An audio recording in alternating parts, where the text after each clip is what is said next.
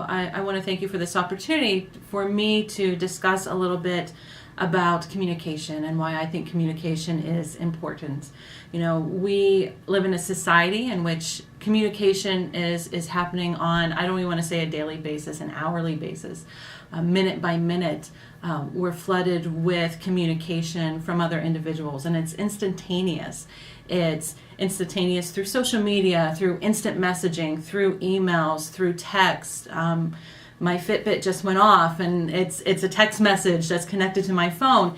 And I think very much that instantaneous communication has really affected how individuals communicate.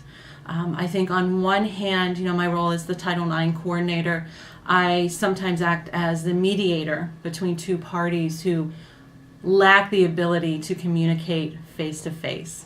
People have become so dependent on social media, our phones, internet, computers, that I feel at times we're losing that ability to communicate not only our ideas, but our feelings that may be similar to what others express, but most importantly, those that are different from other individuals.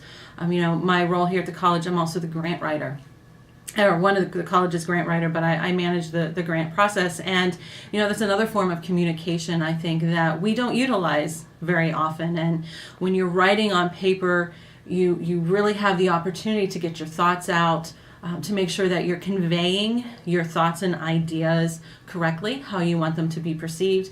But when you're communicating with people one-on-one, face-to-face, through social media, a lot of times the part that we miss is listening.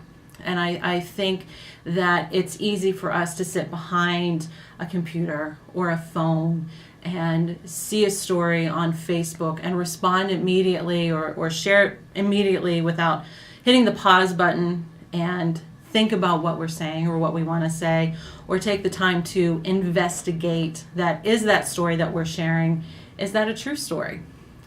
Is it based on facts, or is it an opinion piece, or is it just completely so totally off base that we end up perpetuating a fallacy out in the community?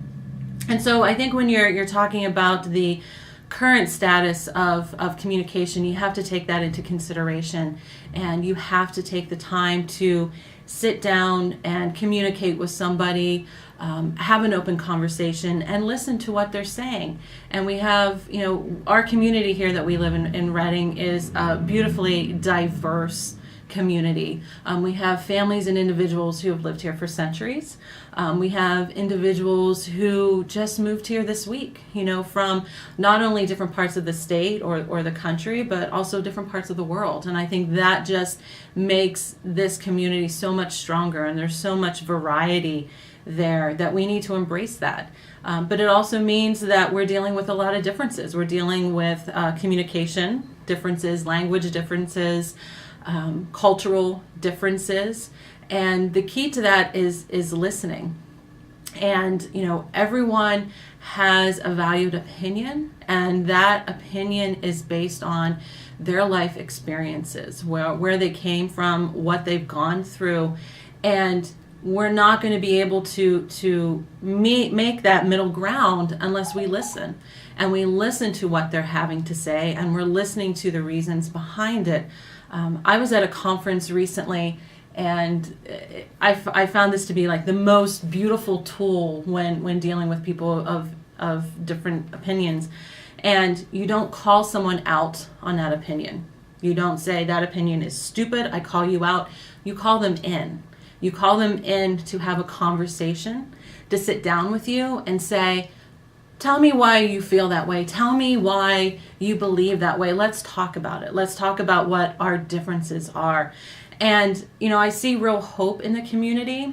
Last year I was part of the Leadership Berks program, and through that I was able to meet some fantastic people, part of the community, that are really trying to make a difference. And there's so much opportunity here for us to come together and sit down and have that conversation. I've been part of groups that are interfaith groups, where the individuals at the table are, their backgrounds are in Judaism, or they're Muslim, or they're Christian, and they have that one core goal in mind, which is to make the community a better place.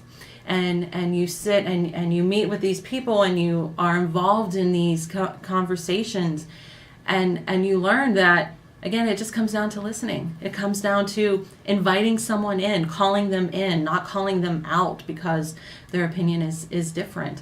And so I think that's what we really need to move forward with, that we really need to hold close to our hearts. And as we go about our daily lives, whether it's interacting with our friends, our coworkers, our family, that's really the key to communication, is to sitting down, to put away the phones, to take a moment to think about what's being said, to think about the story that you just read, and go from there. Start the conversation from there. So that's communication, listening. That's the key to everything, right?